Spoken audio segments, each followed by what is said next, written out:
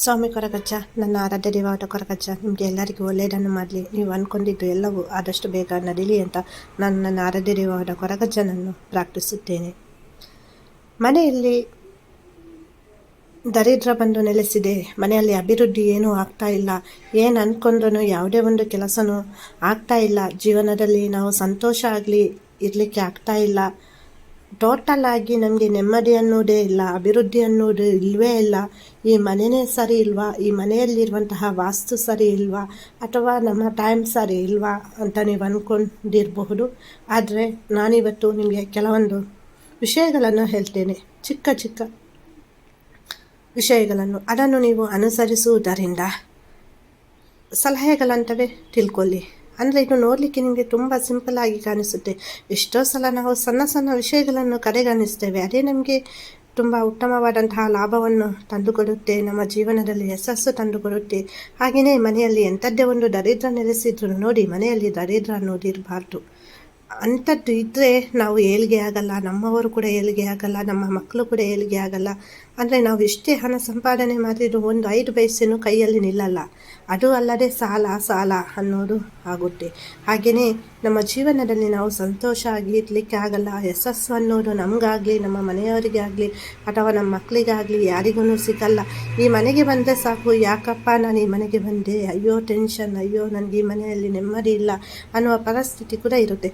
ಇದು ನಾನು ಗಂಡು ಮಕ್ಕಳಿಗೆ ಮಾತ್ರ ಹೇಳ್ತಾ ಇಲ್ಲ, ನಮ್ಮ ಹೆಣ್ಮಕ್ಳು ಕೂಡ ಹಾಗೇನೆ ಮನೆಯಲ್ಲಿದ್ದರೂ ಅಯ್ಯೋ ಇಲ್ಲಿ ಎಷ್ಟೇ ನೆಮ್ಮದಿಯೇ ಇಲ್ಲ ಅಲ್ಲ, ಹೊರಗೆ ಹೋದರೆ ಎಷ್ಟು ಒಂದು ಪೀಸ್ ಆಫ್ ಮೈಂಡ್ ಉಂಟು, ಅಲ್ಲಿ ನನ್ನ ಜೊತೆ ಹಣ ಇಲ್ಲದಿದ್ರೂ ನನಗೆ ನೆಮ್ಮದಿ ಇರುತ್ತೆ. ಆದರೆ ಇಲ್ಲಿ ಎರಡೂ ಕೂಡ ಇಲ್ಲ, ನೆಮ್ಮದಿನೂ ಇಲ್ಲ, ನಾನು ಎಷ್ಟೇ ದುಡಿದ್ರೂ ಹಣನೂ ಉಳಿತಾ ಇಲ್ಲ, ಯಾವ ರೀತಿ ಏನು ಮಾಡಿದ್ರು, ಎಷ್ಟೇ ವಾಸ್ತು ಚೇಂಜ್ ಮಾಡಿದ್ರು, ಏನೇ ಒಂದು ಇದು ಮಾಡಿದ್ರು ಆಗ್ತಾ ಇಲ್ಲ. ಅಂದರೆ ನೀವು ಈ ಒಂದು ಸಣ್ಣ ಸಣ್ಣ ಬದಲಾವಣೆಗಳನ್ನು ನಿಮ್ಮ ಜೀವನದಲ್ಲಿ ಮಾಡಿ ನೋಡಿ.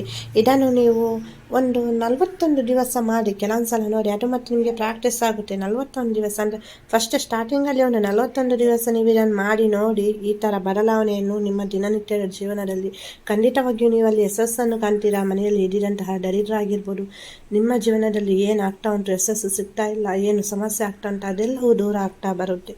ಅಂದರೆ 41 ದಿವಸ ನೀವು ಅಂದ್ಕೊಂಡು ಮಾಡಿ, ಮತ್ತು ಅದನ್ನು ನಿಮಗೇನೆ ಒಳ್ಳೆಯದಾದಾಗ ನೀವೇ ಅದನ್ನು ಕಂಟಿನ್ಯೂ ಮಾಡ್ತೀರಾ ನಿಮ್ಮ ಜೀವನದಲ್ಲಿ.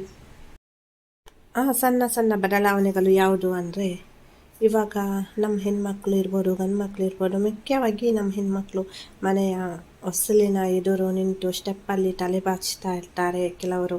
ಅದೊಂದು ಅಭ್ಯಾಸ ಆಗಿರುತ್ತೆ. ಆ ಥರ ಅಲ್ಲಿ ಎದುರಲ್ಲಿ ನಿಂತು, ಅಂದರೆ ಮನೆಯ ಮುಖ್ಯ ದ್ವಾರ ಇರುತ್ತೆ ಅಲ್ಲ, ಮನೆಯ ಮುಖ್ಯ ದೂರದ ಎದುರು ನಿಂತ್ಕೊಂಡು ನೀವು ತಲೆಯನ್ನು ಬಾಚಬಾರ್ದು ಯಾವುದೇ ಒಂದು ಕಾರಣಕ್ಕೂ. ಮತ್ತು ದೇವರಿಗೆ ಪ್ರತಿನಿತ್ಯ 1 ಬಾರಿಯಾದರೂ ನೀವು ದೀಪಾರಾಧನೆಯನ್ನು ಮಾಡಲೇಬೇಕಾಗುತ್ತೆ. ಟೈಮ್ ಇಲ್ಲ, ನನಗೆ ಆಗ್ತಾ ಇಲ್ಲ, ಇನ್ಯಾವುದೇ ಇದನ್ನು ಅಂದರೆ ಕಾರಣಗಳನ್ನು ಕೊಟ್ಟು ದೀಪಾರಾಧನೆಯನ್ನು ಮಾಡುವುದನ್ನು ತಪ್ಪಿಸಬೇಡಿ. ಬೆಳಿಗ್ಗೆ ಇಲ್ಲಾಂದರೆ ಸಂಜೆ ನಿಮಗೆ ಯಾವುದು ಅನುಕೂಲ ಆಗುತ್ತೆ, ಒಂದು ಹೊತ್ತಾದರೂ ದೀಪಾರಾಧನೆ ಅನ್ನೋದನ್ನು ನೀವು ಮಾಡಲೇಬೇಕಾಗುತ್ತೆ. ಮತ್ತು ದೇವರಿಗೆ ಇಡುವಂತಹ ಹೂವು ಸುಗಂಧ ಭರಿತವಾಗಿರಬೇಕು. ಯಾವುದೇ ಒಂದು ಕಾರಣಕ್ಕೂ ಕೆಲವು ಹೂಗಳು ನೋಡಲಿಕ್ಕೆ ತುಂಬ ಸುಂದರವಾಗಿರುತ್ತೆ, ನಮ್ಮನ್ನು ತುಂಬ ಸೆಳೆಯುತ್ತದೆ. ಅಂಥ ಹೂವು ಪರಿಮಳ ಇರಲ್ಲ, ಸುವಾಸನೆ ಇರಲ್ಲ, ಅಂಥ ಹೂಗಳನ್ನು ದೇವರಿಗೆ ಬಳಸಬೇಡಿ ಯಾವುದೇ ಒಂದು ಕಾರಣಕ್ಕೂ. ಅದು ನಮ್ಮ ಮನೆಗೆ ದರಿದ್ರವನ್ನು ತಂದು ಬರುತ್ತೆ. ಹಾಗೆಯೇ ನಮ್ಮ ಜೀವನದಲ್ಲಿ ಯಾವುದೇ ಒಂದು ಕೆಲಸದಲ್ಲೂ ನಾವು ಸಕ್ಸಸ್ ಆಗುವುದನ್ನು ತಡೆಯುತ್ತೆ. ಅಂದರೆ ದೇವರಿಗೆ ನಾವು ಇಡುವಂತಹ ಹೂವು, ಅರ್ಪಿಸುವಂತಹ ಹೂವು ಸುಗಂಧಭರಿತವಾಗಿರಬೇಕು. ಮತ್ತು ಮುಖ್ಯವಾಗಿ ಮನೆಯಲ್ಲಿ ಹೆಣ್ಣು ಮಕ್ಕಳಿರ್ಬೋದು, ಗಂಡು ಮಕ್ಕಳಿರ್ಬೋದು, ನಮ್ಮ ಹೆಣ್ಣು ಮಕ್ಕಳು ಮುಖ್ಯವಾಗಿ ಕೆಲವೊಂದು ಬಾರಿ ಸಣ್ಣ ಸಣ್ಣ ವಿಷಯಕ್ಕೂ ಜಗಳ ಮಾಡೋದು ಇರಬಹುದು. ಜಗಳ ಗಂಡು ಮಕ್ಕಳು ಕೂಡ ಮಾಡ್ತಾರೆ, ಆದರೆ ಕಣ್ಣೀರು ಹಾಕೋದು ಜಾಸ್ತಿ ನಮ್ಮ ಹೆಣ್ಮಕ್ಳೇ. ಸಣ್ಣ ಸಣ್ಣ ವಿಷಯಕ್ಕೂ ಮನಸ್ಸಿಗೆ ನೋವು ಮಾಡಿಕೊಂಡು ಕಣ್ಣೀರನ್ನು ಹಾಕ್ತಾರೆ. ಆ ಥರ ಮನೆಯಲ್ಲಿ ಪದೇ ಪದೇ ಕಣ್ಣೀರು ಹಾಕ್ತಾ ಇದ್ದರೆ ಹೆಣ್ಣು ಮಕ್ಕಳು ಆ ಸಾಕ್ಷಾತ್ ಮಹಾಲಕ್ಷ್ಮಿ ಸ್ವರೂಪ ಅಂತ ಮನೆ ಯಾವತ್ತೂ ಏಳಿಗೆ ಆಗಲ್ಲ. ಆ ಮನೆಯಲ್ಲಿ ಇನ್ನಷ್ಟು ಮತ್ತಷ್ಟು ದರಿದ್ರ ಅನ್ನೋದು ತುಂಬಿಕೊಳ್ಳುತ್ತೆ. ಯಾರ ಜೀವನದಲ್ಲಿ ಕೂಡ ಯಶಸ್ಸು ಅನ್ನೋದು ಕಾಣಲಿಕ್ಕೆ ಆಗಲ್ಲ. ಹಾಗೆಯೇ ಸ್ವತಃ ಹೆಣ್ಣು ಮಗಳು ಕೂಡ ಜೀವನದಲ್ಲಿ ಯಶಸ್ಸನ್ನು, ಅಭಿವೃದ್ಧಿಯನ್ನು ಕಾಣಲಿಕ್ಕೆ ಆಗಲ್ಲ. ಮತ್ತು ಹೆಣ್ಮಕ್ಳು ಯಾವುದೇ ಒಂದು ಕಾರಣಕ್ಕೂ ಅಡುಗೆ ಮಾಡುವಾಗ ಕಣ್ಣೀರನ್ನು ಹಾಕಬಾರ್ದು. ಕಣ್ಣೀರು ಹಾಕ್ತಾ ಯಾರಿಗೂ ಆಹಾರವನ್ನು ಮಾಡಿ ಬಳಸಬಾರ್ದು. ಈ ಕೆಲವು ವಿಷಯಗಳು ಸಣ್ಣದಾಗಿ ಕಾಣಿಸುತ್ತೆ, ಆದರೆ ಆ ಹೆಣ್ಣು ಮಗಳೇ ಮನೆಗೆ ದೇವಿ ಸ್ವರೂಪ, ಲಕ್ಷ್ಮೀ ಸ್ವರೂಪ ಆಗಿರ್ತಾರೆ. ಸೊ ಹಾಗಾಗಿ ಆ ಮನೆ ನೋಡಿ, ಒಂದು ಮಾತು ಬರುತ್ತೆ ಮನೆಯಲ್ಲಿ, ಒಂದು ಮಾತು ಹೋಗುತ್ತೆ. ಹಾಗಂತ ಈ ತಪ್ಪುಗಳನ್ನು ಮಾಡಿದರೆ ಆ ಮನೆ ಏಳಿಗೆ ಆಗಲ್ಲ. ನಾಳೆ ನೀವು ಒಂದೇ ಬತ್ತಲಿನಲ್ಲಿ ಊಟ ಮಾಡ್ತೀರಾ, ಒಟ್ಟಿಗೆನೇ ಇರ್ತೀರಾ. ಮತ್ತು ದೀಪಾರಾಧನೆಯಲ್ಲಿ ಮುಖ್ಯವಾಗಿ ನೀವು ಒಂದು ದೀಪಕ್ಕೆ 2 ಬತ್ತಿಯನ್ನು ಹಾಕಿ ದೀಪಾರಾಧನೆಯನ್ನು ಮಾಡಬೇಕು. ಯಾವುದೇ ಒಂದು ಕಾರಣಕ್ಕೂ ಒಂದೇ ಒಂದು ಸಿಂಗಲ್ ಬತ್ತಿಯನ್ನು ಹಾಕಿ ದೀಪಾರಾಧನೆಯನ್ನು ಮಾಡಬಾರ್ದು. 2 ಬತ್ತಿಗಳನ್ನು ಒಟ್ಟಿಗೆ ಇಟ್ಬಿಟ್ಟು ನೀವು ದೀಪಾರಾಧನೆಯನ್ನು ಮಾಡಬೇಕಾಗುತ್ತೆ. ಮತ್ತು ನೀವು ಹರಿದ ಬಟ್ಟೆಗಳನ್ನು ಧರಿಸಿಬಿಟ್ಟು ಪೂಜೆಯನ್ನು ಯಾವುದೇ ಒಂದು ಕಾರಣಕ್ಕೂ ಸಂಜೆ ಅಥವಾ ಬೆಳಗಿನ ದೀಪಾರಾಧನೆಯನ್ನು ಮಾಡಬಾರ್ದು. ಕೆಲವೊಂದು ಸಲ ನಮ್ಮ ಗಮನಕ್ಕೆ ಬಂದಿರುವುದಿಲ್ಲ. ಈ ಒಂದು ವಿಷಯದಲ್ಲಿ ನೀವು ಸ್ವಲ್ಪ ಜಾಗೃತಿಯಾಗಿರಬೇಕು. ಹಾಗೆಯೇ ದಿನಕ್ಕೆ 1 ಬಾರಿಯಾದರೂ ದೀಪಾರಾಧನೆಯನ್ನು ನೀವು ಮಾಡಲೇಬೇಕಾಗುತ್ತೆ.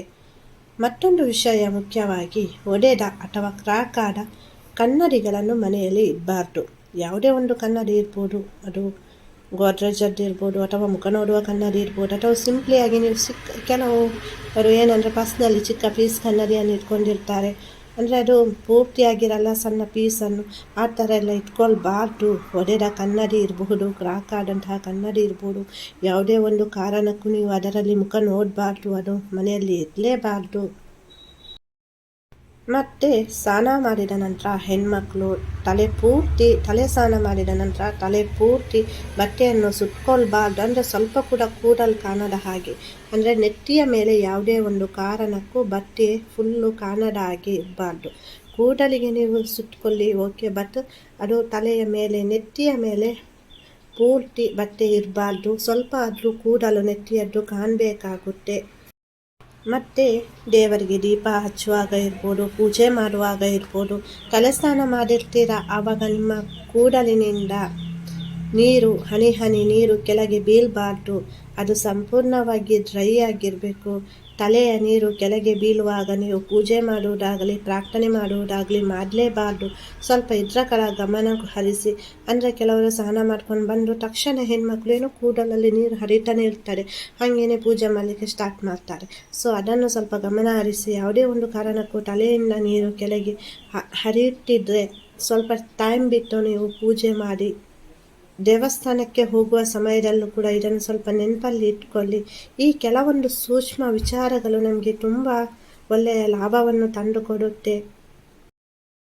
ಈ ಎಲ್ಲ ವಿಷಯಗಳನ್ನು ನೀವು ಗಮನದಲ್ಲಿ ಇಟ್ಕೊಂಡು ಇದನ್ನು ಒಂದು 41 ದಿವಸ ನೀವು ಪಾಲಿಸಿದ್ದೇ ಆದಲ್ಲಿ, 41 ದಿವಸ ಬೇಕಂತ ಇಲ್ಲ, 21 ದಿವಸದಲ್ಲಿ ನಿಮ್ಮ ಜೀವನದಲ್ಲಿ ಸಾಕಷ್ಟು ಏಳ್ಗೆಯನ್ನು ಕಾಣ್ತೀರಾ. ನಿಮ್ಮ ಮನೆಯಲ್ಲಿರುವಂತಹ ದರಿದ್ರ ಅನ್ನೋದು ದೂರ ಆಗುತ್ತೆ. ನಿಮ್ಮ ಮನೆಯಲ್ಲಿ ಅಭಿವೃದ್ಧಿಯನ್ನು ಕಾಣ್ತೀರಾ. ಹಣಕಾಸಿಗೆ ಸಂಬಂಧಿಸಿದ ಯಾವುದೇ ವಿಷಯ ಆಗಿರಬಹುದು, ಅದರ ಬಗ್ಗೆ ನಿಮಗೆ ಚಿಂತೆ ಬೇಡ. ಹಾಗೆಯೇ ಯಶಸ್ಸು ಅನ್ನೋದು ಪ್ರತಿಯೊಬ್ಬರ ಮನೆಯಲ್ಲಿ ಇರುವಂತಹ ಚಿಕ್ಕ ಮಗುವಿನಿಂದ ಹಿರಿಯ ವ್ಯಕ್ತಿಯ ತನಕನೂ ಯಶಸ್ಸು ಅನ್ನೋದು ಅವರಿಗೆ ಸಿಗುತ್ತೆ. ಅವರು ಮಾಡುವಂತಹ ಪ್ರತಿಯೊಂದು ಕೆಲಸ ಕಾರ್ಯದಲ್ಲೂ ವಿಜಯವನ್ನು ಸಾಧಿಸ್ತಾರೆ. ನಿಮಗೆ ನಾನು ಮಾಡುವಂತಹ ವೀಡಿಯೋಸಿಂದ ಯೂಸ್ ಇದೆ, ಹೆಲ್ಪ್ ಆಗ್ತಾ ಉಂಟು ಅಂದರೆ ಪ್ಲೀಸ್ ನಮ್ಮ ಚಾನಲನ್ನು ಸಬ್ಸ್ಕ್ರೈಬ್ ಮಾಡಿ, ಹಾಗೆಯೇ ಶೇರ್ ಮಾಡಿ. ವಿಡಿಯೋ ನೋಡಿದ್ದಕ್ಕಾಗಿ ಧನ್ಯವಾದಗಳು. ಎಲ್ಲರಿಗೂ ಒಳ್ಳೆಯದಾಗಲಿ.